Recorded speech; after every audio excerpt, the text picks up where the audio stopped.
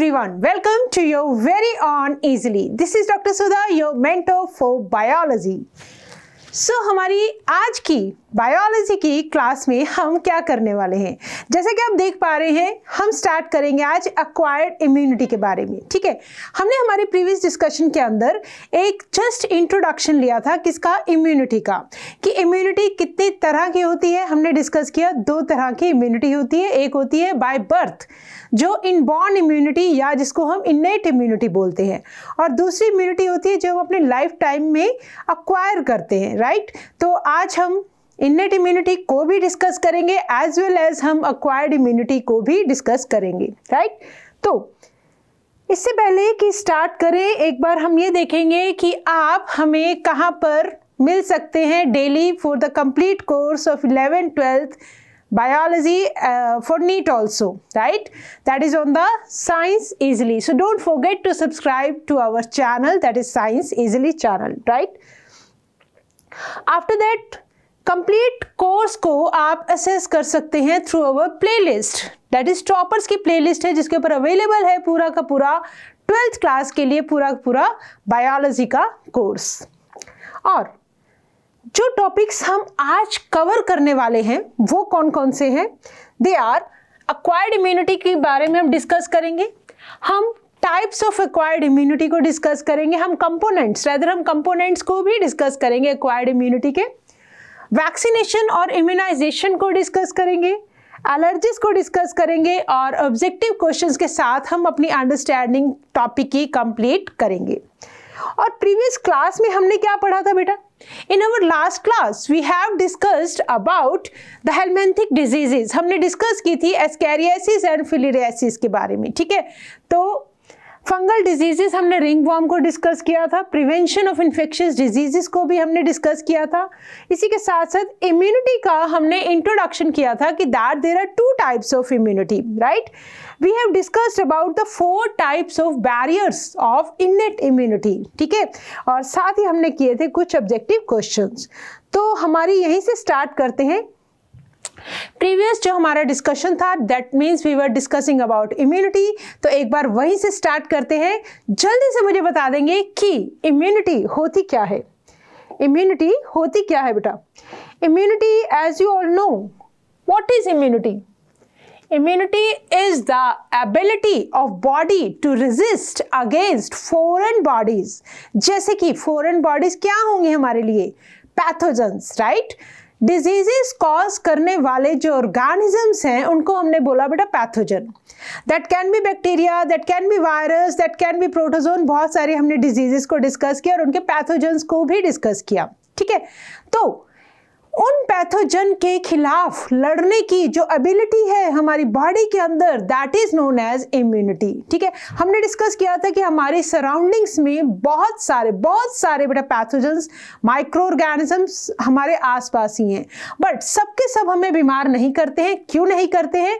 Because we have a immune system. ठीक है, इसीलिए तो बोलते हैं अगर इम्यूनिटी लो हो जाएगी तो जल्दी बीमार पड़ेंगे, अगर इम्यूनिटी स्ट्रांग है तो हम अपने आप को बचा सकते हैं इन पैथोजेंस के खिलाफ। तो दैट इज इम्यूनिटी। और अगर किसी पर्सन के अंदर इम्यूनिटी लैक करे, अगर किसी पर्सन के अंदर इम्यूनिटी लैक करे तो उस कंडीशन को बोलते हैं ससेप्टिबिलिटी। क्या बोलेंगे? ससेप्टिबिलिटी। ससेप्टिबिलिटी में देखेंगे अगर हम कि बहुत सारी ऐसी डिजीजेज होती है, जैसे कि हम मेड्स के अंदर बोलते हैं इम्यून सिस्टम वीक हो गया, तो हम उसके लिए क्या बोलते हैं कि दिस पेशेंट या this person is more susceptible to diseases. इसके अंदर डिजीजेस के होने की जो संभावना है वो ज़्यादा है। क्यों? क्योंकि उसका इम्यून सिस्टम वीक है या लैक कर रहा है। तो that lack of immune system is known as, that lack of immune system is lack of immunity. This is known as susceptibility. ठीक है, How many types of immunity we have discussed? हमने discuss की थी बेटा कितने types की immunities? 2 types की, sorry, we have discussed about 2 types of immunities. कौन कौन सी थी बेटा? नॉन स्पेसिफिक और इनबॉर्न, नॉन स्पेसिफिक और इनेट इम्यूनिटी, और स्पेसिफिक और एक्वायर्ड इम्यूनिटी। देखो नाम से समझ में आ रहा है इन्नेट इम्यूनिटी जो है बाय बर्थ प्रेजेंट होगी, इट इज नॉट स्पेसिफिक। मतलब जो इन्नेट इम्यूनिटी का जो काम है वो किसी स्पेसिफिक पैथोजन के लिए नहीं है। जैसे अगर मान लो चिकन पॉक्स हो गया तो चिकन पॉक्स से फाइट करने के लिए कौन सी इम्यूनिटी काम करेगी? स्पेसिफिक इम्यूनिटी काम करेगी। ठीक है, तो कुछ पैथोजन्स के, जो स्पेसिफिक पैथोजन्स के खिलाफ जो काम करे इम्यूनिटी, दैट इज स्पेसिफिक। और जो कोई जिसके लिए कोई स्पेसिफिसिटी नहीं है, जो बाय बर्थ प्रेजेंट है, जो जनरली प्रेजेंट है, छोटी मोटी मतलब हर तरह के जो हमारे बॉडी के अंदर बैरियर्स है, वो किसके अंदर आएंगे? वो आएंगे आपके नॉन स्पेसिफिक या इन्नेट इम्यूनिटी के अंदर। ठीक है, चलो सबसे पहले हम बात करते हैं बेटा, हमारी पिछली डिस्कशन में हमने डिस्कस किया था about barriers of innate immunity. तो जब आप बैरियर्स ऑफ इन्नेट इम्यूनिटी को डिस्कस करते हैं तो हमारे पास 4 टाइप के बेटा हमने बैरियर डिस्कस किए थे। One was physical barrier, physiological barrier and cellular barrier. What are physical barrier? जैसे कि स्किन जो पूरी बॉडी को हमारी कवर किए हुए है, दैट प्रोवाइड्स अ प्रोटेक्शन, बहुत बड़े लेवल पे हमें प्रोटेक्शन देती है। ठीक है, तो आप बात किसकी करेंगे? स्किन की।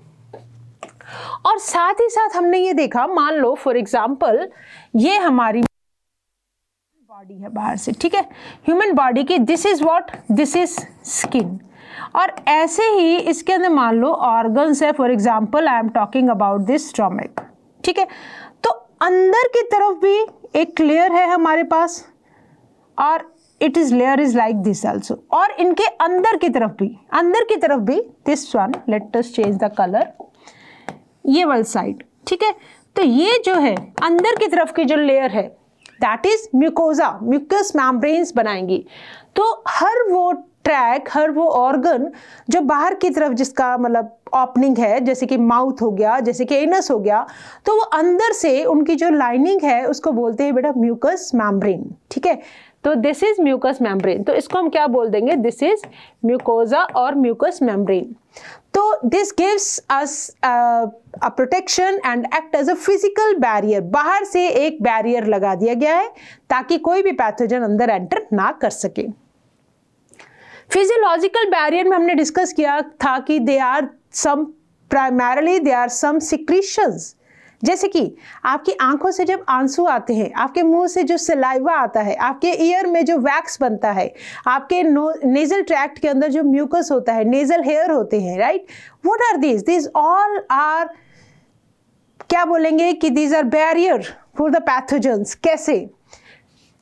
एसिड ऑफ स्टमक, HCl, क्या करेगा? अगर कोई पैथोजन गलती से आपके माउथ से, ओरल कैविटी से, खाने के थ्रू अगर एंटर कर भी गया, कोई बात नहीं, HCl उसको किल कर देगा। ठीक है, बाइल और सीबम, सीबम क्या होता है बेटा? जो हमारी स्वेट ग्लैंड्स से सिक्रीशंस होंगी, जो ऑयल जो हमारी स्किन की ग्लैंड से एक ऑयल से निकलता रहता है, that is also having this properties. Cerumen क्या करता है? बहुत सारे बैक्टीरिया को किल कर देता है। लाइसोजाइम, जैसे कि हमारे टीयर्स के अंदर, हमारे सलाइवा के अंदर, they kill the bacteria. Nasal hair, there also for protection. Urine क्या है? That is also a protection. Vaginal secretions क्या है? वहां का पीएच मेंटेन रखती है सिक्रीशंस, और पैथोजेंस को किल कर दिया जाता है। कोई भी जो माइक्रो ऑर्गेनिज्म अगर एंटर कर भी जाते हैं तो बहुत हद तक उनको कोशिश की जाती है कि बाहर ही रोक दिया जाए। सेलुलर बैरियर में आते हैं बेटा हमारे पास neutrophils and monocytes. These are phagocytic, these are what? These are lymphocytes, है ना? WBC हमने ये पढ़ा हुआ है कि जो WBCs हैं उनका बहुत इंपॉर्टेंट रोल होता है इम्यूनिटी प्रोवाइड करने में। और अगर हम WBC के बारे में बात करें तो हमें पता है WBCs या ल्यूकोसाइट्स को we can divide into 2 categories. हम इनको डिवाइड कर सकते हैं 2 कैटेगरीज में। कौन कौन सी? ग्रेनुलोसाइट्स, जिनके साइटोप्लाज्म में ग्रेन्यूल्स प्रेजेंट होंगे। ठीक है, एक ग्रेनुलोसाइट जिनके अंदर ग्रेन्यूल्स प्रेजेंट नहीं होंगे। ये चीज हम ब्लड वाले चैप्टर के अंदर बहुत अच्छे से करेंगे 11th क्लास की। देन ग्रेनुलोसाइट में आएंगे बेटा न्यूट्रोफिल्स, बेसोफिल्स एंड इयोसिनोफिल्स, और ए ग्रेनुलोसाइट्स में लिम्फोसाइट्स एंड मोनोसाइट्स। अब अगर हम बात करें सबसे ज्यादा जो मोस्ट अबंडेंट फेगोसाइटिक WBCs हैं वो कौन से हैं बेटा? These are neutrophils. 60 to 65% of leucocytes या WBCs आर न्यूट्रोफिल्स। ठीक है, बेसोफिल्स और इयोसिनोफिल्स का रोल इम्यून सिस्टम में फिलहाल नहीं है। लिम्फोसाइट्स 20 to 25% और नियर अबाउट 5% कौन से होते हैं? Monocytes. They are also phagocytic, right. और इनको हम मैक्रोफेजेस भी बोलते हैं, इनको हम मैक्रोफेजेस भी बोलते हैं। ठीक है, ओके। जो न्यूट्रोफिल्स हैं these are also known as polymorphonuclear lymphocytes. These are polymorphonuclear lymphocytes. polymorphonuclear lymphocytes मतलब इनका जो न्यूक्लियस है they are of morphologically they are many lobed. मान लो ये कोई न्यूट्रोफिल है, ये कोई और न्यूट्रोफिल है। जब हम किसी पर्सन के न्यूट्रोफिल्स को अगर कलेक्ट करते हैं तो हमें ये दिखता है कि किसी किसी के अंदर मल्टी लोब्यूल न्यूक्लियस दिखेगा। किसी में 3 दिखेंगे, किसी में 4 दिखेंगे, किसी में 5 दिखेंगे, किसी में 6 दिखेंगे। ठीक है, तो इसलिए इनका जो न्यूक्लियस है वो बहुत सारी फॉर्म्स के अंदर एग्जिस्ट करता है। तो इसीलिए हम इनको क्या नाम दे रहे हैं बेटा? हम इनको दे रहे हैं नाम पॉलीमॉर्फोन्यूक्लियर ल्यूकोसाइट्स, राइट। सबसे ज़्यादा जो फेगोसिटिक एक्शन है और जो अबंडेंट है most which are neutrophils, this are phagocytic. और अगर मैक्रोफेजेस की बात करें, मोनोसाइट्स की बात करें तो these are larger in size. तो हमने वर्ड यूज किया है बेटा मैक्रो, और क्योंकि इनका फेगोसाइटिक एक्शन है इसलिए हम इनको नाम क्या दे रहे हैं?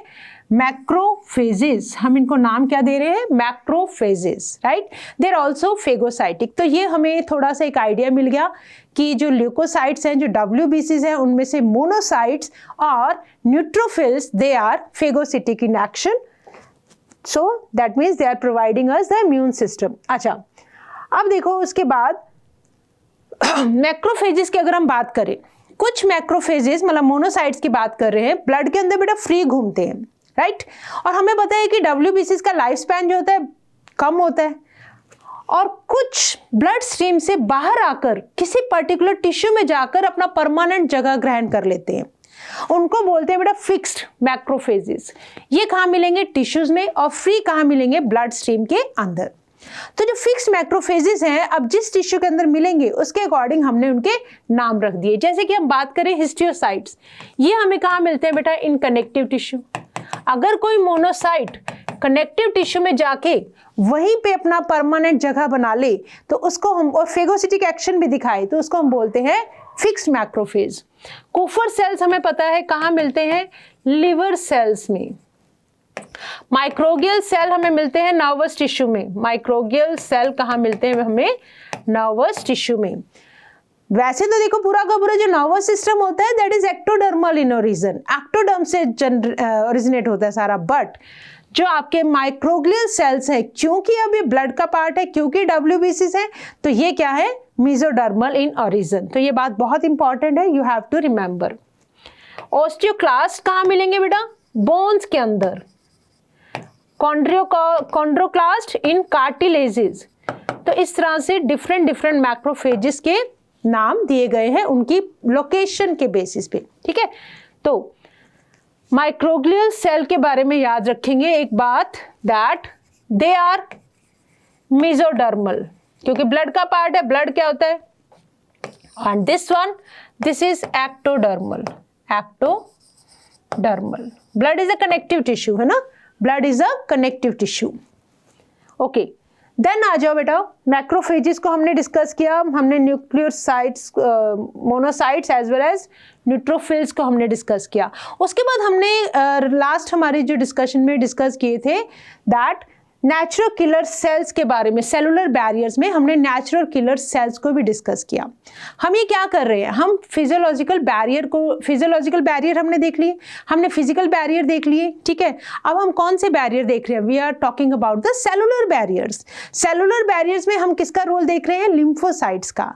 लिम्फोसाइट्स और हमने कौन से डिस्कस किए? Monocytes and neutrophils, right? तो what we are discussing about this cellular barriers.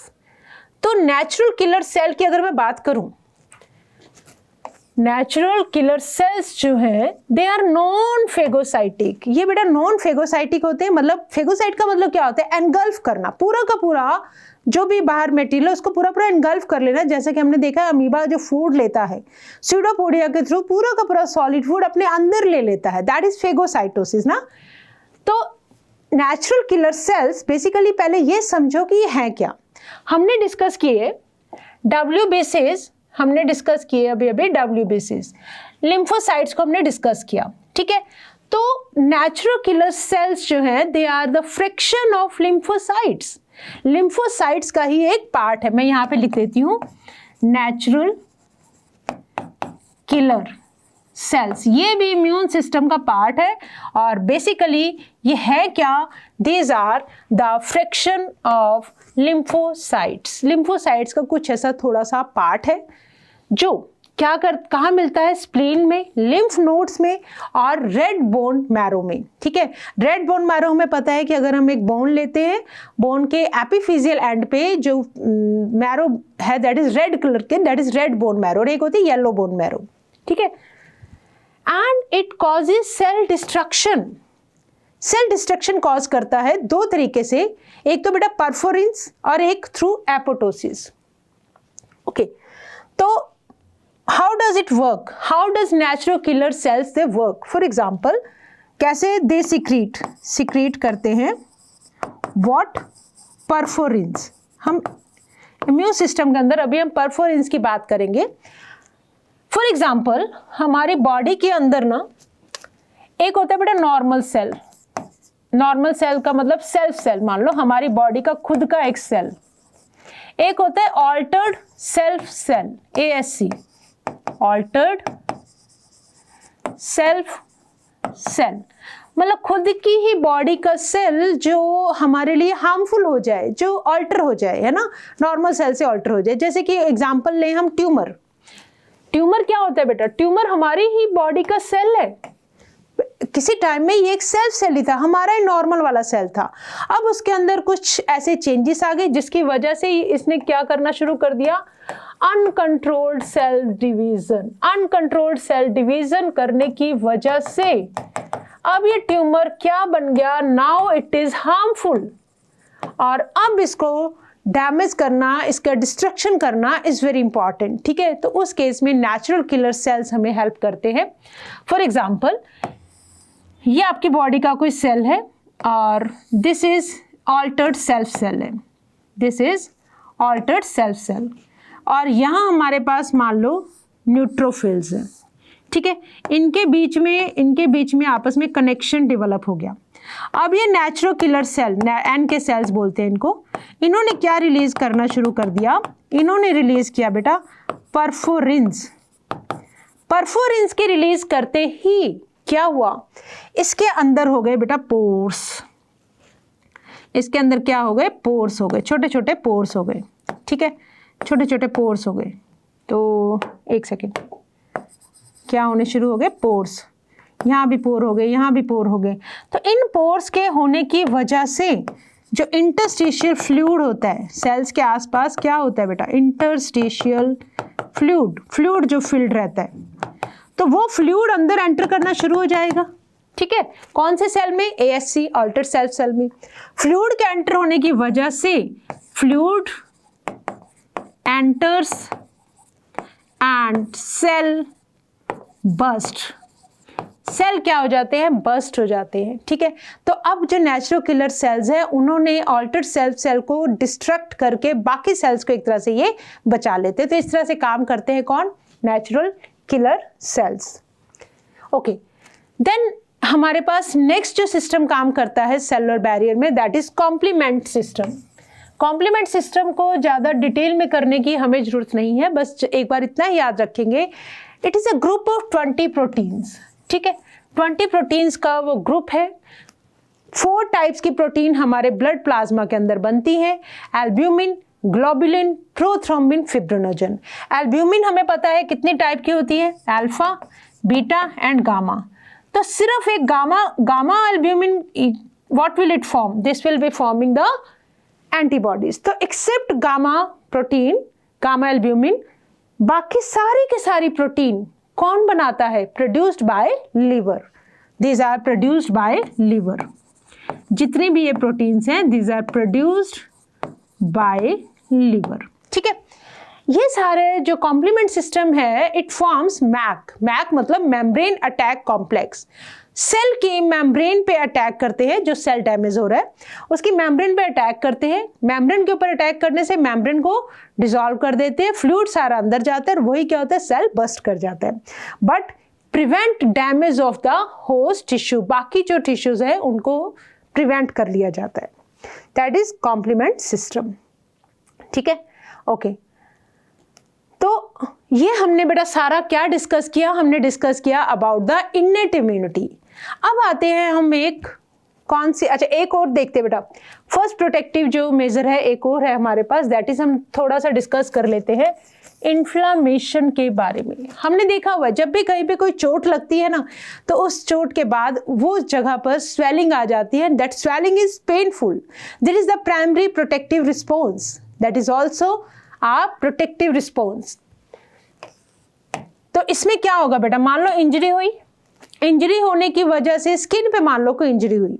हमें पता है स्किन के अंदर ऊपर एपिडर्मिस, नीचे क्या होती है? डर्मिस होती है। डर्मिस में क्या होते हैं? बहुत सारे रेगुलर कनेक्टिव टिश्यू होते हैं, नीचे उसके ब्लड वेसल्स होती है, राइट। तो जैसे ही इंजरी होती है, इंजरी के होने की वजह से क्या होगा? ब्लड वेसल्स है, क्या हुआ? एपिडर्मिस डैमेज हो गया टिश्यू को, एपिडर्मिस के टिश्यूज को। उसी टाइम पे मास्ट सेल कलेक्ट हो जाते हैं, ठीक है, डर्मिस के नीचे, और क्या रिलीज कर देते हैं? मास्ट सेल हमें पता है हिस्टामीन रिलीज करते हैं। ठीक है, हिस्टामीन क्या कॉज करता है बेटा? वैसोडाइलेशन। वैसोडाइलेशन मतलब वेसल्स का एक्सपैंड हो जाना, वेसल्स का डायलेट कर जाना, और जिसकी वजह से ब्लड वेसल्स की परमिएबिलिटी इंक्रीज हो जाती है। ठीक है, परमिएबिलिटी इंक्रीज होने की वजह से उस एरिया पर क्या आएगी? स्वेलिंग आएगी। अब देखो, वैसोडाइलेशन हुआ, ब्लड फ्लो इंक्रीज हुआ, ब्लड फ्लो की इंक्रीज करने की वजह से रेडनेस आएगी उस एरिया पर। रेडनेस आएगी, ब्लड का फ्लो बढ़ेगा तो टेम्परेचर इंक्रीज होगा। ठीक है, टेम्परेचर इंक्रीज हो जाता है उस जगह पे, रेडनेस आ जाती है, स्वेलिंग आ जाती है, बिकॉज परमिएबिलिटी जो है ब्लड वेसल्स की वो बढ़ गई, राइट।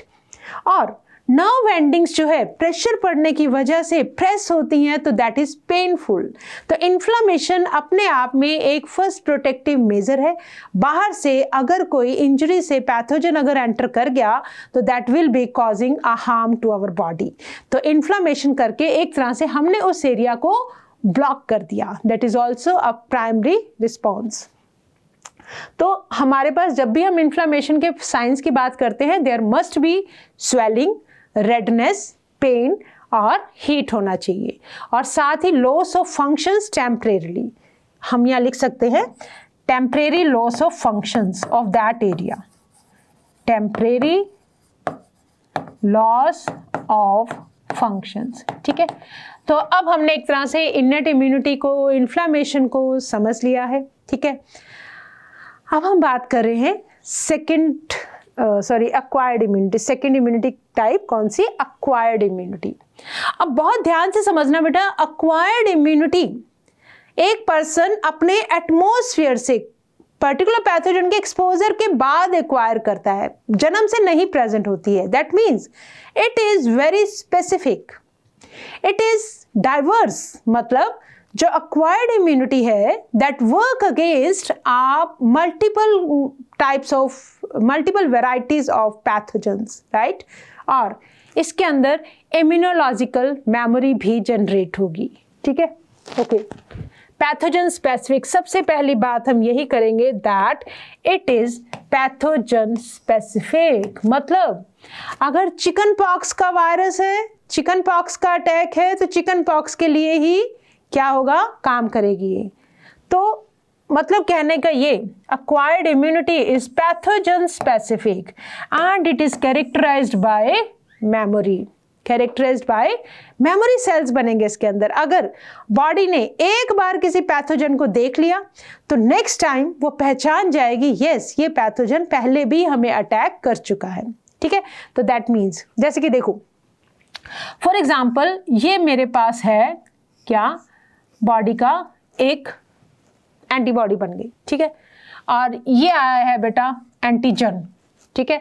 तो इसके अंदर क्या होगा, एंटीजन एंटीबॉडी कॉम्प्लेक्स बनने की वजह से मेमोरी भी बन गई प्लस प्रोटेक्शन भी for specific pathogen, for specific antigen, right. This means that our body when it encounters a pathogen for the first time, पहली बार अगर अटैक किया किसी भी पैथोजन ने तो क्या होगा, हमारा जो बॉडी का रिस्पॉन्स है, पहली बार हो सकता है हम नहीं तैयार है लड़ने के लिए, बट अगर वही पैथोजन सेकंड टाइम आ जाएगा तो हम अपने आप को तैयार करके बैठे हैं सेकंड अटैक के लिए, ठीक है। Pathogen for the first time produces a response और उस रिस्पॉन्स को बोलते हैं प्राइमरी रिस्पॉन्स, ठीक है। और प्राइमरी रिस्पॉन्स क्या होगा, थोड़ा सा धीरे होगा बिकॉज हम तैयार नहीं है इसलिए स्लो होगा, लो इंटेंसिटी का होगा, राइट, ओके। और क्या होगा, और इसके बाद अभी हम 1 मिनट समझ रहे हैं कि what is primary response and what is secondary response. अब जब वही पैथोजन दोबारा से आया तो क्या होगा, subsequent encounter with the same pathogen elicits a highly intensified secondary or anamnestic response. Second जो response होगा that will be of high intensity. देखो ना, पहली बार initial exposure हुआ पैथोजन का तो जो हमारा response था that was of low intensity. पहली बार हम तैयार नहीं थे, दूसरी बार हमारी बॉडी ने क्या किया, कुछ ऐसे सेल्स बना लिए मेमोरी सेल्स। अब हमारी मेमोरी में फिट हो गया कि यस ये पैथोजन पहले भी आया था। अब जब सेकंड रिस्पॉन्स होगा तो हमारी सेना तैयार खड़ी है लड़ने के लिए, तो उस टाइम पे जो सेकंड इम्यून रिस्पॉन्स आएगा that will B of the greater intensity, ठीक है। This is described the fact that our body appears to have memory of the first encounter, ठीक है। तो इस तरह से ना ये acquired immunity जो है वो काम करती है। तो एक बार हम ये देखते हैं इस इम्यूनिटी के क्या क्या कंपोनेंट्स हैं और ये कैसे काम करती है, ठीक है। पहली बात हमने क्या बोला, स्पेसिफिक इम्यूनिटी मतलब स्पेसिफिक डिफेंस, या जिसको हम acquired immunity भी बोल रहे हैं, right, okay. It is diverse, understood, variety of pathogen के लिए काम करेगी। इट इज स्पेसिफिक, पर्टिकुलर एक ही पैथोजन के लिए एक टाइप की मतलब उसी पैथोजन के लिए काम करेगी।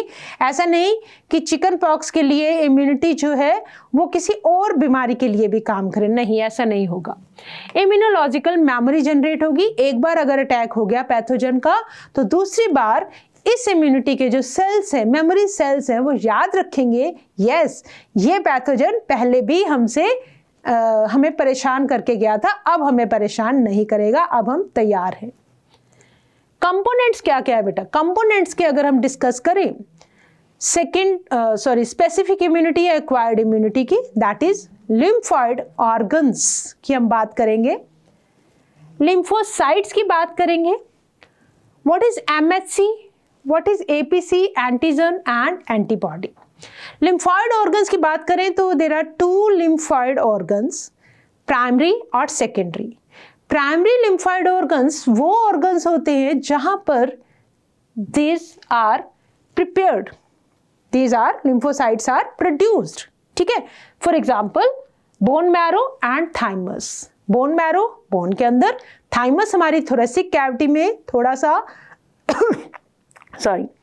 हार्ट के साइड में स्टर्नम के beneath there is present a very small gland that is known as thymus. Thymus जैसे आप बड़े हो रहे हैं साइज में बड़ी होती है, बट एक स्टेज पे जाके इसकी ग्रोथ रुक जाती है और ये थाइमस एडल्ट स्टेज के बाद धीरे धीरे रिड्यूस होनी शुरू हो जाती है अपने साइज में। इसीलिए बोला जाता है कि जैसे जैसे आप ओल्ड होते जाते हैं इम्यूनिटी ओल्ड लोगों के अंदर, बुजुर्ग लोगों के अंदर कम हो जाती है। क्यों? क्योंकि थाइमस जो है वो रिड्यूस हो जाती है। तो थाइमस क्या है? It is the primary lymphoid organ. Bone marrow क्या है? Primary lymphoid organ. यहाँ पे क्या होता है? लिम्फोसाइट्स आर प्रोड्यूस्ड, बनते हैं, ठीक है। उसके बाद यहाँ उनको तैयार किया जाता है, उनको ट्रेनिंग एक तरह से दी जाती है पैथोजन से लड़ने की, ठीक है। उसके बाद जब वो मैच्योर हो जाते हैं, मतलब बनने के बाद मैच्योर कहाँ पे होते हैं? सेकेंडरी लिम्फाइड ऑर्गन में जाकर वो मैच्योर होते हैं, ठीक है। जैसे कि स्प्लीन, जैसे कि लिम्फ नोड्स, जैसे कि malt, mucosa associated lymphoid tissue. तो यहाँ पे जाके ये क्या करते हैं? मैच्योरिटी, और डायरेक्ट इनका एक्सपोजर होगा टू द पैथोजन। ये है बेटा लिम्फोइड ऑर्गन्स, ठीक है। देन हम डिस्कस करेंगे लिम्फोसाइट्स। लिम्फोसाइट्स क्या होते हैं? Let us discuss. देखो, लिम्फोसाइट्स में these are agranulocytes. जब हमने WBCs का जब वो डिवीजन क्लासिफिकेशन देखा था तो हमने डिस्कस किए लिम्फोसाइट्स, और एक तरफ हमने क्या डिस्कस किए थे? मोनोसाइट्स। मैक्रोफेजेस को हम बोल चुके हैं फेगोसाइटिक है, राइट, सेलुलर बैरियर्स के फॉर्म में काम करेंगे। बट जो लिम्फोसाइट्स हैं हमारे पास B lymphocytes and T lymphocytes, ठीक है। B lymphocytes and T lymphocytes.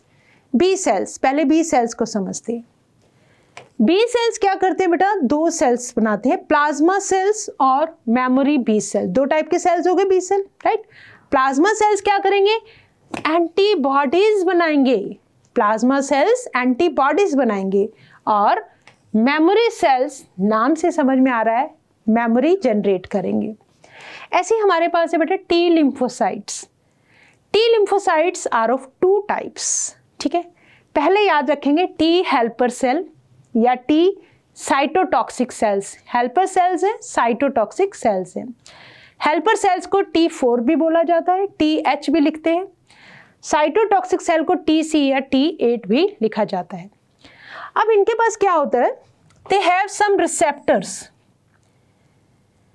One is CD4 receptor बोलेंगे, और इसके पास ये जो हमने दो बनाए हैं इसको बोलेंगे किसके पास? साइटोटॉक्सिक सेल्स के पास CD8 रिसेप्टर्स। और फिर एक इनके पास रिसेप्टर होते हैं फॉर MHC2 एंटीजन कॉम्प्लेक्स, और इधर होते हैं receptor for MHC1 antigen complex. अब ये MHC क्या है इसको समझते हैं। लिम्फोसाइट्स हमने क्या सोचा? इम्यून सिस्टम के अंदर काम आने वाले दो lymphocytes, B cells, T cells. B cells plasma cell, memory cell. T cells T helper cells, cytotoxic cells. Helper cell के पास CD4 रिसेप्टर्स और MHC2 एंटीजन कॉम्प्लेक्स के लिए रिसेप्टर्स। साइटोटॉक्सिक सेल के पास CD8 रिसेप्टर और receptor for MHC1 antigen complex. तो let us understand now what is MHC। देखो, MHC का पूरा नाम क्या है? Major histone compatibility complex. Major histone compatibility complex, that is MHC। It is a cluster of genes. क्या है ये? जीन्स का क्लस्टर है, that is found in all nucleated cells of the body. That means RBC में नहीं मिलेंगे ये। क्यों? RBCs में न्यूक्लियस नहीं होता है। तो सारे न्यूक्लिएटेड सेल्स में क्या मिलता है? Major histone compatibility complex. MHC1 and MHC2 दो टाइप के प्रोटीन है, बेसिकली क्लस्टर ऑफ जीन्स है। जो MHC1 है, MHC जो कॉम्प्लेक्स है, वो क्या सिंथेसाइज करता है? प्रोटीन्स। प्रोटीन्स दो टाइप की, MHC1 and MHC2। MHC1 is found in all the nucleated cells of the body except APC। अब आप बोलेंगे ma'am what is this APC? APC का पूरा नाम याद रखेंगे, antigen presenting complex. Antigen presenting complex, नाम से देखो समझ में आ रहा है, जो एंटीजन्स को जाके प्रेजेंट करे, ठीक है, जो एंटीजन्स को जाकर प्रेजेंट करे किसके पास? लिम्फॉइड ऑर्गन्स के पास, राइट। तो लिम्फॉइड ऑर्गन्स के पास जाके जो सेल प्रेजेंट कर रहे हैं एंटीजन को, that is antigen presenting complex. तो MHC1 सिर्फ APC को छोड़ दो, बाकी सब न्यूक्लिएटेड सेल्स के अंदर प्रेजेंट होगा। और MHC2 is present in antigen presenting sales. यहां पे क्या मिलेगा हमें? MHC2। ठीक है, it is formed in APC. तो हमने क्या क्या डिस्कस कर लिया बेटा? देखो हम बात कर रहे हैं कंपोनेंट्स। किसके कंपोनेंट्स? एक्वायर्ड इम्यूनिटी के कंपोनेंट्स। देखो हमने लिम्फोइड ऑर्गन्स डिस्कस कर लिए, हमने लिम्फोसाइट्स डिस्कस कर लिए। कितनी टाइप के? बी लिम्फोसाइट्स या बी सेल्स बोल रही हूँ, या टी लिम्फोसाइट्स या टी सेल्स। हमने एमएचसी के बारे में समझ लिया, हमने एपीसी के बारे में समझ लिया। अब हम देखते हैं what is antigen and antibody. Antigen क्या होता है बेटा? एंटीजन वो फॉरेन बॉडी है। Antigen, let us, yes. Antigen, basically these are the proteinaceous or glycoproteinaceous in nature. ठीक है, एंटीजन एक तरह से फॉरेन बॉडी है, फॉरेन एजेंट है हमारी बॉडी के लिए। इसके पास ना बेटा, एंटीजन के पास दो क्वालिटीज होनी चाहिए। एक तो इसके अंदर इम्यूनोजेनिसिटी होनी चाहिए और रिएक्टिविटी होनी चाहिए, मतलब एंटीबॉडी के साथ रिएक्ट करके एंटीजन एंटीबॉडी कॉम्प्लेक्स बना ले, ठीक है। और दूसरा, इम्यून सिस्टम इसको पहचान सकता है, ठीक है, पहचान के मतलब सेल्फ और नॉन सेल्फ के अंदर डिस्टिंग्विश कर सकते हैं हम। तो जो हमारी एक्वायर्ड इम्यूनिटी है, how does it work? Let us check. देखो जो एक्वायर्ड इम्यूनिटी है ना बेटा, वो एक तरह से ऐसा मान लो कि this is our country, this board is our country, ठीक है, और इसकी अपनी एक बाउंड्री है। और इस बाउंड्री से मान लो कोई टेररिस्ट एंटर कर जाता है, किसी भी हमारी कंट्री की बाउंड्री बाहर से कोई भी ऐसी फॉरेन एलिमेंट, कोई भी अनवांटेड एलिमेंट एंटर कर गया, तो हमारी भाषा में इसको क्या बोलेंगे हम? एंटीजन, ठीक है। अब जैसे ही एंटीजन हमारी बॉडी के अंदर एंटर किया तो हमारी बॉडी के जो सेल्स हैं मतलब वो एक्टिव हो जाएंगे। अभी मान लो एंटीजन है या कोई टेररिस्ट है, ठीक है, और इसके पास क्या मिले हैं? हमें कुछ वेपन्स मिले हैं। इसके पास हमें क्या मिले हैं? कुछ वेपन्स मिले हैं। फॉर एग्जांपल हमें कुछ इसके पास वेपन्स मिले हैं।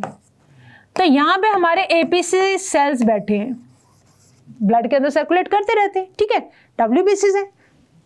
तो सेकेंडरी जो हमारी एक्वायर्ड इम्यूनिटी है वो कैसे काम करते हैं वो समझ रहे हैं। तो ये एपीसी एक तरह से हमारे वो जासूस है जो पूरे सेल्स के अंदर फैले रहते हैं। जैसे इनको पता लगा कि यस बाहर से कोई बाहर वाला व्यक्ति अंदर एंटर हुआ है और उसके पास वेपन्स हैं, तो ये क्या करते हैं? इसको किल कर देते हैं और इसको किल कर लेते हैं। बट अब इनके पास इनके क्या है? वेपन्स हैं। इसको किल कर दिया और इसके पास क्या आ गए? इसके वेपन्स आ गए। दीज आर लाइक एक तरह से वेपन, ऐसे समझो। अब कैसे पता? अब ये वेपन्स को लेकर जाएंगे हमारी जो मेन हेडक्वार्टर है, दैट इज लिम्फोइड ऑर्गन्स के पास। लिम्फोइड ऑर्गन्स के पास ये जो हमारे एपीसी हैं ये इन वेपन्स को लेकर आए और यहाँ लाके इनको बताया कि मुझे ये कुछ वेपन्स मिले हैं। अब लिम्फोइड ऑर्गन्स जो हैं वो पहचान लेते हैं कि क्या ये वेपन्स हमारे ही देश के बने हुए या कहीं बाहर से हैं, ठीक है। अब जैसे ही आइडेंटिफाई हो गया कि यस ये वेपन जो है बाहर के हैं और जो टेररिस्ट है मतलब, तो ये एक्टिवेट हो जाता है। एक्टिवेट होते ही लिम्फोइड ऑर्गन्स में जो लिम्फोसाइट्स हैं, दैट इज बी सेल्स और टी सेल्स, वो एक्टिव हो जाते हैं, ठीक है। मतलब अपने अपने जो हेडक्वार्टर ने अपनी अपनी जो टुकड़ियां हैं, सेना की टुकड़ियां हैं, उनको ये वेपन भेज दिए और इनको बोला कि अब तुम एक्टिव हो जाओ, हमारे पास इस तरह के वेपन्स आए हैं। अगर ये वेपन्स खुले ही ऐसे घूम रहे हैं फ्लूइड के अंदर, मतलब हमारे किसी सेल के अंदर, किसी घर के अंदर नहीं, ऐसे खुले में घूम रहे हैं, तब तो बेटा एक्टिव हो जाएंगे बी सेल्स, ठीक है। बी सेल्स उनको फ्लूइड के अंदर ही किल कर देंगे और जो टी सेल्स होंगे वो उनको सेल्स के अंदर, मतलब अगर ये वेपन या जो टेररिस्ट है किसी घर के अंदर घुसा हुआ है तो उसके लिए टी सेल एक्टिवेट हो जाएंगे और अगर बाहर खुले में घूम रहा है तो बी सेल एक्टिवेट हो जाएंगे, ठीक है। ये एक तरह से हमने क्या समझा कि जिस तरह से हमारे कंट्री को प्रोटेक्ट किया जाता है फ्रॉम द फॉरेन एलिमेंट, उसी तरह से हमारी बॉडी के अंदर हमारा एक्वायर्ड इम्यूनिटी या जो हमारा सेकेंड टाइप ऑफ इम्यूनिटी है, हाउ डज इट वर्क, ठीक है, तो let us understand in a very simplified वे। एक पैथोजन के पास क्या है, एंटीजन्स हैं, ठीक है, कुछ ऐसे से एंटीजन पैथोजन की बॉडी के ऊपर लगे हुए हैं। ये पैथोजन कहाँ एंटर कर गया बेटा, हमारी बॉडी में एंटर कर गया और एपीसी सेल्स ने इसको एनगल्फ कर लिया, मतलब फेगोसाइटोसिस हो गया। अब एंटीजन किसके पास है, एपीसी के पास, और एपीसी के पास क्या है, क्योंकि एमएचसी है, मेजर हिस्टोन कंपैटिबिलिटी कॉम्प्लेक्स, वो भी टाइप 2, वो क्या करता है, अटैच हो जाता है एंटीजन के साथ, है ना। हमने ये बनाया था ना, एक सेकेंड, हमने ये मेजर हिस्टोन कंपैटिबिलिटी कॉम्प्लेक्स जो हमने बनाया था किसके ऊपर, एक second, let me show you where we have made it. Yes, हमने ये देखा था T4 हेल्पर सेल के बाद receptor for MHC2 antigen complex. तो ये जो कॉम्प्लेक्स बना, वन मिनट, यस, तो एपीसी के पास क्या है बेटा, MHC2 है। तो अब ये दिस इज एपीसी, एपीसी के साथ ये एंटीजन्स अटैच हो गए, ठीक है, एंटीजन अब इनके साथ अटैच हो गए, MHC2 एंटीजन कॉम्प्लेक्स बन गया। अब इनको ले जाया गया बेटा लिम्फॉइड ऑर्गन के पास, कौन लेके गया, एपीसी। लिम्फॉइड ऑर्गन ने आइडेंटिफाई किया कि हमारे ही बॉडी के है ये पैथोजन, जो एंटीजन से या बाहर से हैं। तो लिम्फॉइड ऑर्गन ने पहचान की कि यस ये तो बाहर के हैं, this are not our. So activate हो गए लिम्फॉइड ऑर्गन्स। एक्टिवेट होते ही बी सेल्स और टी सेल्स भी एक्टिवेट हो गए। एंटीजन प्रेजेंटिंग सेल्स जो है वो लेके जाएंगे बेटा लिम्फॉइड ऑर्गन्स के पास और उनको बोलेंगे पहचानने के लिए। पहचान लिया, पहचानते ही बी सेल्स और टी सेल एक्टिवेट हो जाएंगे। अगर बी सेल एक्टिवेट हो गए तो ये इम्यूनिटी देंगे बेटा, antibody mediated immunity, antibody mediated immunity, और जिसको कि हम ह्यूमोरल इम्यूनिटी भी बोलते हैं, ठीक है, क्योंकि फ्लूइड इन्वॉल्व होंगे उसके अंदर, दैट इज ह्यूमोरल इम्यूनिटी। और इस CMI मतलब सेल मीडिएटेड इम्यूनिटी, ये कौन देगा बेटा, टी सेल्स, ये कौन देगा, टी सेल्स। तो इस तरह से उनको किल कर दिया जाएगा। ओके, तो हमने क्या किया बेटा, एंटीजन एंटर हुआ, एंटीजन की बॉडी के ऊपर, पैथोजन की बॉडी के ऊपर क्या है, एंटीजन्स। इसको किसने एनगल्फ कर लिया, इसको एनगल्फ कर लिया एपीसी ने, ठीक है। तो अब क्या हो गया, ये तो किल हो गया। एपीसी के पास क्या आ गए बेटा, एंटीजन, वो इनको कहाँ लेके गया, लिम्फॉइड ऑर्गन्स के पास।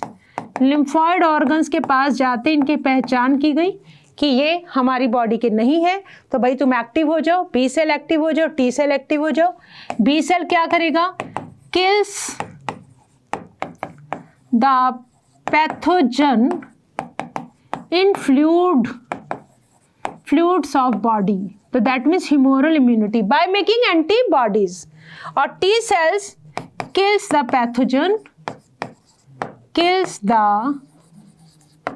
पैथोजन इन सेल्स, ठीक है, सेल्स के अंदर किल करेगा, राइट। तो ये हमने समझा हमारा सेकेंडरी इम्यून सिस्टम है, how does it works. Second immune system नहीं बेटा, this is acquired immune system, right, how does it work. So देखो, अब आ जाओ एनसीईआरटी में, बहुत अच्छे से समझ में आने वाला आपको जो कुछ भी हमने समझा है। देखो, the primary and secondary immune responses are carried out with the help of two special types of lymphocytes. हमने पढ़े lymphocytes कौन कौन से, B cells and T cells, that is B lymphocytes and T lymphocytes। ये काम करते हैं B lymphocytes, T lymphocyte। B lymphocytes कौन सी immunity देते हैं, दे प्रोड्यूस एन आर्मी, एक सेना प्रोड्यूस करेंगे प्रोटीन्स की in response to pathogen in our blood to fight them, ठीक है। पैथोजन के साथ फाइट करने के लिए क्या करेंगे, these proteins are called antibodies. तो एंटीबॉडीज बनाने का काम किसका है, बी सेल्स का, राइट। तो that is known as antibody mediated immunity.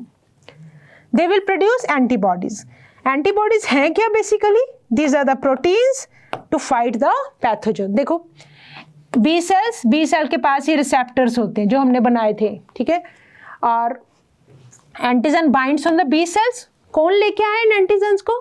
Lymphoid organ के पास एपीसी। तो हेल्पर टी सेल कुछ केमिकल सिग्नल्स देंगे और becomes plasma cells and release antibodies. तो एंटीबॉडीज कौन रिलीज कर रहा है? बी सेल से प्लाज्मा सेल बनते हैं, मेमोरी सेल्स। प्लाज्मा सेल्स क्या रिलीज करेंगे? एंटीबॉडीज।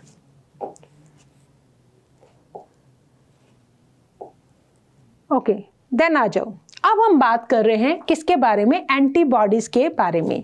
तो देखो हमने हमारे ये जो कंपोनेंट्स की हम बात कर रहे थे, we have discussed everything, we have discussed everything. हमने एंटीजन को भी डिस्कस कर लिया, हमने एंटीजन को भी डिस्कस कर लिया, और अब हम डिस्कस करने वाले हैं एंटीबॉडी को। तो एंटीबॉडीज आपको पता है, these are the proteins which are released by plasma cells, B plasma cells. Help B cell to produce antibodies. Helper B cell. The T cell themselves do not take minute. Yes. हाँ, तो antibodies किसने बनाई है? B cells ने। Let us check. T cells antibodies खुद produce नहीं करते हैं, बट हमने टी सेल को नाम दिया था T helper sales. That means वो हेल्प करते हैं बी सेल्स को एंटीबॉडीज बनाने के लिए, ठीक है। ओके, अब हम ये देखने जा रहे हैं कि हर मतलब स्ट्रक्चर क्या होता है एंटीबॉडीज का। देखो ये आपके सामने एक एंटीबॉडी का स्ट्रक्चर है। अगर हम बात करें एंटीबॉडीज की, तो there are two chains, two heavy and two light. इसीलिए हम एंटीबॉडी को कैसे लिखते हैं? H2L2, two heavy chain, two light chain. हर एंटीबॉडी मॉलिक्यूल के पास 4 पेप्टाइड चेन्स होंगी, 2 छोटी और 2 बड़ी, 2 स्मॉलर वन, जिनको हमने क्या बोला? लाइट चेन्स, और 2 लॉन्गर जिनको हमने बोला हैवी चेन, H2 और light chain 2। Hence an antibody is represented as H2L2, and different types of antibodies are produced in our body. कौन कौन सी? That is IgA, IgM, IgE, IgG are some of the examples। मतलब 4 types के हम antibodies पढ़ते हैं। देखो structure देखो एक मिनट। एंटीबॉडी के पास 4 चेन, 1 2, 2 हैवी 2 लाइट। ये कौन सी है बेटा? these are the heavy chains। Blue वाले जो आपको दिख रहे हैं, these are the heavy chains। और ये वाली कौन सी है? ये this one and this one light chains, ठीक है। और इनके पास वेरिएबल रीजन है और कांस्टेंट रीजन है। This is the variable, dark blue से जो कलर है variable region on the heavy chain, और लाइट ब्लू वाला कलर है constant region on the heavy chain. L में बात करें तो variable region on the light chain and constant region on the light chain, और दोनों की दोनों chains they are joined by disulphide bonds, they are joined by disulfide bond। अब देखो, because these antibodies are found in the blood, so ऐसे response को जो body fluids के कारण है, that is known as humoral immune response, that is humoral immunity, right? This is one of the 2 types of our acquired immune response। 2 तरह के immune response है, humoral and cell mediated। तो this is antibody mediated और humoral immune response. Second type को हम बोलते हैं cell mediated immune response और सेल मीडिएटेड इम्यूनिटी, CMI। देखो इसमें क्या होगा?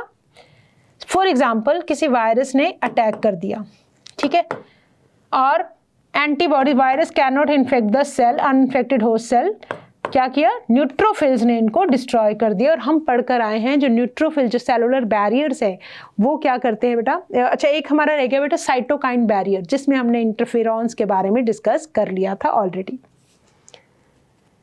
अब आ जाओ अक्वायर्ड सिस्टम। जो अक्वायर्ड इम्यून रिस्पॉन्स है is of 2 types, antibody mediated and cell mediated. Cell mediated कौन देगा? T lymphocytes. वेरी ऑफन जब कुछ human organs like heart, eye, liver या किडनी फेल टू फंक्शन, तो ट्रांसप्लांटेशन किया जाता है, मतलब दूसरा ऑर्गन बॉडी के अंदर फिट किया जाता है, ठीक है। इट इज द और उस टाइम पे क्या होगा, जबकि फॉरेन चीज बाहर से बॉडी के अंदर एंटर करेगी तो इम्यून रिस्पॉन्स एक्टिव हो जाएगा, ठीक है। तो उस टाइम पे this is only remedy to enable the patient to live a normal life. Human organs satisfactory transplantation is the only remedy जिसके हम पेशेंट को सर्वाइव कर सकते हैं। तब एक सर्च शुरू होती है, सुटेबल डोनर कौन हो जो हमें ये वाले ऑर्गन दे दे, ठीक है। तो उस टाइम में why is that the organ can not be taken from just any body, किसी से भी ले लें ऐसा नहीं हो सकता। क्यों?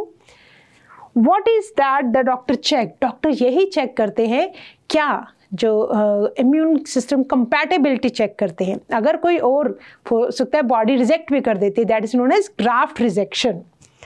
अगर बाहर से हम कोई ऑर्गन ट्रांसप्लांट करते हैं और बॉडी इसको एक्सेप्ट ना करे तो मैचिंग करके दिया जाता है। Graft from just any source, किसी भी एनिमल, किसी भी प्राइमेट और किसी भी ह्यूमन बीइंग का can not be made because it will be rejected sooner और later by our immune system. इसीलिए क्या किया जाता है बेटा, डोनर को चेक किया जाता है, कंपैटिबिलिटी चेक की जाती है।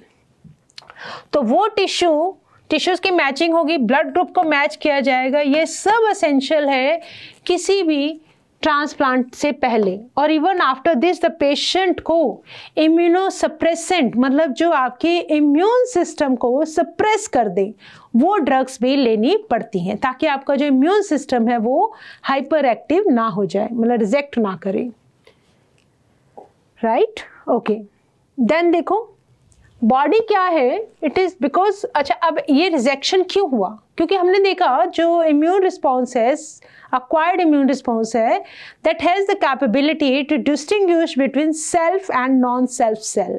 कौन सा सेल हमारी बॉडी का है, कौन सा सेल बाहर का है।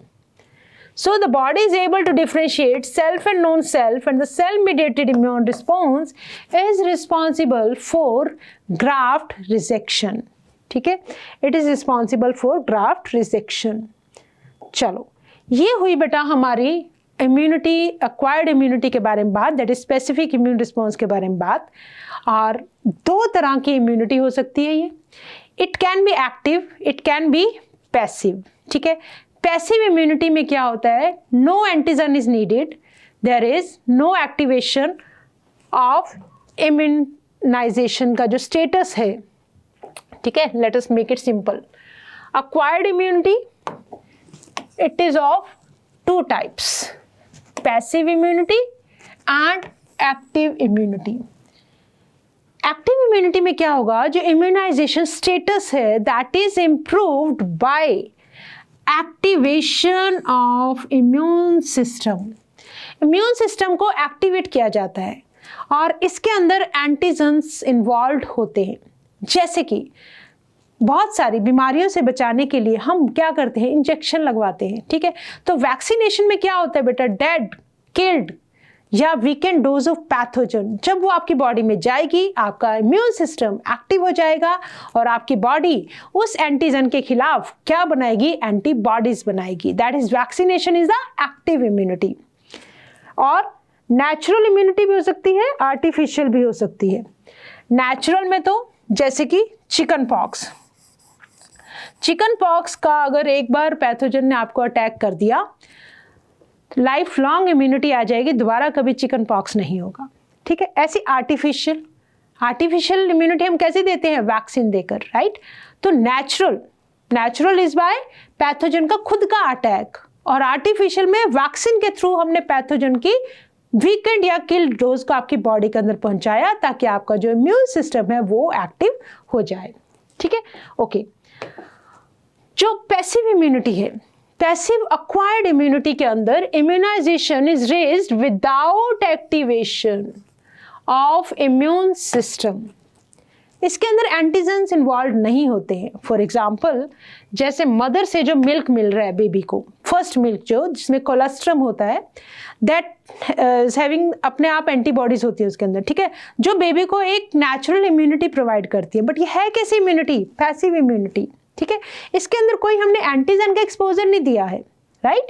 ऐसे ही आर्टिफिशियल में जब हमें लगता है कि कहीं कोई चोट लगने से कहीं टेटनस ना हो जाए तो टेटनस सीरम दिया जाता है जिसमें ऑलरेडी प्रिपेयर्ड एंटीबॉडीज हैं। ऐसे ही अगर स्नेक के काटने पर बॉडी के पास इतना टाइम नहीं होता है कि वो एंटीबॉडीज बना सके, तो उस केस में हम रेडीमेड एंटीबॉडीज बाहर से देते हैं, दैट इज आर्टिफिशियल। एंटीविनम और एंटी टेटनस सीरम ये क्या देते हैं हमें? Passive immunity. तो अक्वायर्ड इम्यूनिटी हमने क्या पढ़ा? Acquired immunity is of two types, that is active and passive। ठीक है, ओके। तो जब एक होस्ट एक्सपोज होता है to an antigen that may be in the form of living or dead microbe or other protein, antibodies are produced in the host body। ठीक है, जब भी कोई इन्फेक्शन होगा तो बॉडी क्या करेगी? एंटीबॉडीज बनाएगी। इस टाइप की इम्यूनिटी को बोलते हैं बेटा एक्टिव इम्यूनिटी, हमने समझ लिया है। एक्टिव इम्यूनिटी थोड़ी सी स्लो होती है and it takes time to give its full effective response. याद रखेंगे वाली बात, ओके। इन्फेक्शन होना, इन्फेक्शन से इम्यूनिटी डेवलप होना, दैट इज नेचुरल, और जो आप वैक्सीन के थ्रू दे रहे हो दैट इज आर्टिफिशियल। तो इंजेक्टिंग द माइक्रोब्स डेलिबरेटली, जानबूझ के डालना ड्यूरिंग इम्यूनाइजेशन, मतलब during vaccination of infectious organism gaining access into the body during natural infection induces active immunity। Vaccine के थ्रू हम क्या कर रहे हैं? एक्टिव इम्यूनिटी है but artificial active immunity. Okay, then आ जाओ बेटा पैसिव इम्यूनिटी। और readymade antibodies are directly given. जब रेडीमेड एंटीबॉडीज डायरेक्टली देते हैं to protect the body against foreign agent, इसको बोलते हैं पैसिव इम्यूनिटी। तो कोलोस्ट्रम से क्या मिल रहा है? Already prepared antibodies in the mother milk. और एंटी टिटनस सीरम, एंटीविनोम जो ड्रग्स होती हैं उनसे क्या मिल रहा है? Already prepared antibodies. ओके, क्या आपको पता है ये जो मदर का मिल्क है, फर्स्ट मिल्क जो होता है, that is essential for the newborn infant, क्योंकि ये कौन सी इम्यूनिटी देता है? बेबी को बाय बर्थ इननेट इम्यूनिटी तो मिल ही रही है, साथ ही साथ acquired immunity, and this is passive immunity. Passive immunity मिलती है मदर के फीड से। The yellowish fluid colostrum secreted by the mother during the initial days of lactation has abundant antibodies, और कौन सी एंटीबॉडीज होंगी? IgA। याद रखेंगे IgA हमें कहां से मिलती है? कोलोस्ट्रम से, A1 antibodies. Fetus also receives some antibodies from their mother through the placenta also during pregnancy, that is also an example of passive immunity। Placenta से भी मिलती है। आगे देखेंगे जो प्रिंसिपल है इम्यूनाइजेशन का या वैक्सीनेशन का, वो किस प्रॉपर्टी पे बेस्ड है? मेमोरी। मेमोरी के अंदर हमने जनरेट कर, मतलब हमने पैथोजन दिए, पैथोजन की किल डोज दी चाहे वीकन डोज दी, किसके थ्रू? वैक्सीन के थ्रू। बॉडी को क्या लगा? कोई फॉरेन चीज अंदर आई है, बॉडी एक्टिव हो गई, अलर्ट हो गई, उसने क्या किया? एंटीबॉडीज बनानी शुरू कर दी। तो अब जब वो पैथोजन सच्ची में अटैक करेगा तो उसकी बॉडी की मेमोरी में ऑलरेडी फीड है कि ऐसा पैथोजन आ सकता है, तो बॉडी को तैयार रहना है एंटीबॉडीज बनाकर, ताकि उसने पहचान लिया, पैथोजन को पहचान लिया कि अगर ऐसा एंटीजन आएगा, ऐसा एंटीजन वाला पैथोजन आएगा तो मुझे अपने आप को तैयार रखना है, दैट इज मेमोरी। वैक्सीनेशन में हम यही कर रहे हैं, मेमोरी बना रहे हैं। ठीक है, a preparation of antigenic proteins of pathogen, inactive और weakened pathogen is introduced into the body. तो वैक्सीन से हमने क्या किया बेटा? मेमोरी जनरेट की है। The antibodies produced in the body against these antigen क्या करेंगे बेटा? न्यूट्रलाइज कर देंगे पैथोजेनिक एजेंट्स को during actual infection, right? The vaccine also generate memory, B cells, T cells, helper cells हो गए, recognize करेंगे पैथोजन को quickly on subsequent response and overhand the invader. Invader कौन हुआ? Pathogen, with a massive production of antibodies. B cell antibodies बनाएंगे, T cell उनको help करेंगे, और एंटीबॉडीज किसके अगेंस्ट बनी है? एंटीजन के अगेंस्ट। तो एंटीजन जब आएगा, सच्ची में जब इन्फेक्शन होगा तो एंटीबॉडीज तैयार होंगी, तो वो उसको किल कर देंगे। Okay, if the person is infected with some deadly microbes to which एक बहुत सडन वाला रिस्पॉन्स चाहिए, जैसे कि टेटनस में, हाँ, तब हमें जरूरत पड़ती है डायरेक्टली इंजेक्ट करने की पहले से तैयार एंटीबॉडीज सॉरी या एंटीटॉक्सिन्स। वो टॉक्सिन जिसके अंदर एंटीबॉडीज होंगी, मतलब उस टॉक्सिन के अगेंस्ट एंटीटॉक्सिन, जैसे कि snake venom. Even in case of snake bites, injection which is given to the patients contained पहले से पहले से बनी हुई antibodies against the snake venom. ठीक है, दिस टाइप ऑफ इम्यूनाइजेशन को बोलते हैं पैसिव इम्यूनाइजेशन। तो हमने डिस्कस किया पैसिव इम्यूनाइजेशन के अंदर ATS हो गया, प्री फॉर्म्ड एंटीबॉडीज हो गई, या मदर के मिल्क से या प्लेसेंटा से जो इम्यूनिटी बेबी को मिल रही है, that is the passive immunity.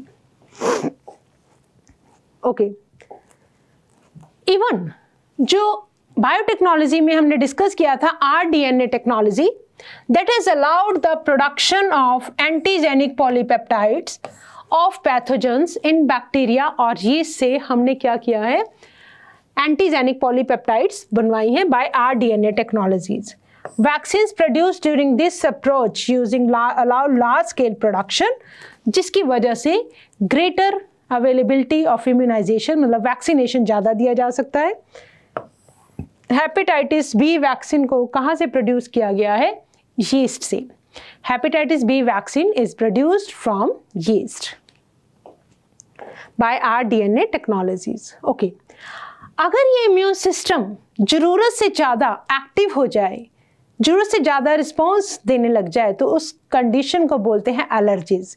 तो exaggerated response of the immune system is known as allergy. देखो क्या होगा एलर्जीज में, स्वेलिंग हो जाएगी, एडिमा होगा लोकल एरिया का, रैश हो जाएंगे, इचिंग विद रेडनिंग, वॉमिटिंग या नॉजिया, कंजक्टिवाइटिस, आइज की इन्फ्लामेशन, वाटरी आइज हो सकती हैं, कंटिन्यूस स्नीजिंग हो सकती है, स्वेलिंग हो सकती है, कफ हो सकती है, stomach ache and diarrhoea and other elements. Allergy किन किन सिचुएशन में होती है, when you have gone to a new place and suddenly you start sneezing और वेजिंग, बिना किसी एक्सप्लेन्ड रीजन के आपको एकदम से छींकी आने लग जाए, तो उस केस में क्या बोलेंगे, एलर्जीज।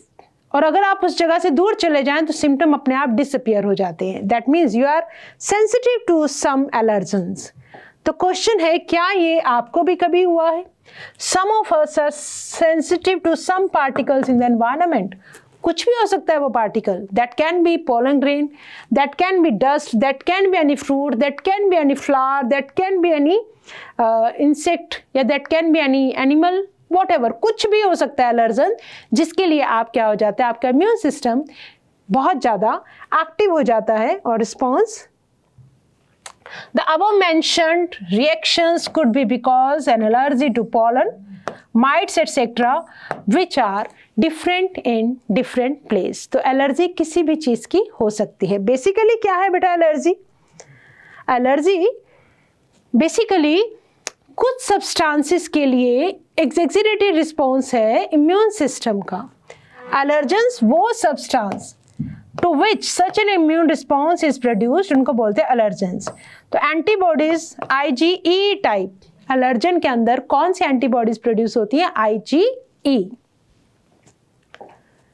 कॉमन एग्जाम्पल देखो, टर्माइट्स हो सकते हैं डस्ट में, पॉलन्स हो सकती हैं, एनिमल डैंडर्स जो एनिमल्स का फर उड़ रहे होते हैं, that can also be allergens.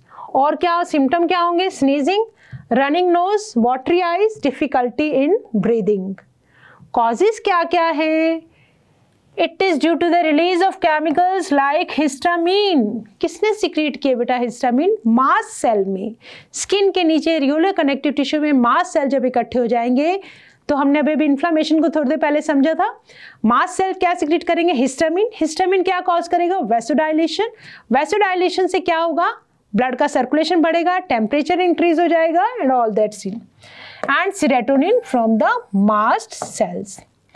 Determination हम कैसे पता लगे कि किस चीज से हमें एलर्जी है, तो to determine the cause of allergy the patient को एक्सपोज किया जाता है या इंजेक्ट किया जाता है very small doses of possible allergens और रिएक्शंस जो उसकी बॉडी के अंदर आते हैं उनको स्टडी किया जाता है। ओके, सॉल्यूशन क्या है बेटा? सॉल्यूशन, एलर्जी का सॉल्यूशन ये एंटीहिस्टामिन ले लो, हिस्टामिन को जो रोक दे, एड्रेनालिन ले लो and steroids, they quickly reduce the symptoms of allergy. Basically हम इम्यून सिस्टम का काम कम करते हैं उस टाइम पे, हाइपर एक्टिव इम्यून रिस्पॉन्स को कम किया जाता है। Somehow modern day lifestyle has resulted in the lowering of immunity। आजकल का जो मॉडर्न लाइफस्टाइल है, जो सीडेंट्री हैबिट्स है हमारी, जो इतनी भाग दौड़ वाली जिंदगी के अंदर हम खुद के लिए जो टाइम नहीं निकाल रहे हैं, जो हमारे खाने पीने की हैबिट्स हैं, जो हमारी लेट नाइट जगने की हैबिट्स हैं, वो सब किसको इफेक्ट कर रही हैं? हमारी इम्यूनिटी को लोअर कर रही हैं और हम ज़्यादा सेंसिटिव होते जा रहे हैं टू एलर्जेंस के लिए। More and more children in metro cities specially of India, they suffer from allergies और अस्थमा जैसी बीमारियों से, ड्यू टू उनका एक्सपोजर नहीं है अपनी सराउंडिंग्स में, अपने इन्वायरमेंट को लेके, जिसकी वजह से बहुत ज़्यादा वो सेंसिटिव हैं। This could be because of the protected environment, क्योंकि मेट्रो सिटीज़ के अंदर या जो आजकल के हम जो सो कॉल्ड पढ़े लिखे जो पेरेंट्स हैं, बच्चों को बहुत प्रोटेक्टेड से इन्वायरमेंट देते हैं, धूल मिट्टी से बिल्कुल बचा के रखते हैं, जिसकी वजह से उनका इम्यून सिस्टम कभी मतलब एक्सपोजर ही नहीं हुआ होता है एलर्जन से या कोई भी इस तरह के पैथोजन से, तो बॉडी के अंदर इम्यून सिस्टम डेवलप ही नहीं होता है। That means they are very sensitive and more susceptible to catch such kind of diseases. Okay, one more thing, we are addicted to mobiles, जिसकी वजह से हर वक्त हम एक जगह में पैक रहते हैं, प्रोटेक्टेड से इन्वायरमेंट के अंदर, बाहर का एक्सपोजर नहीं है।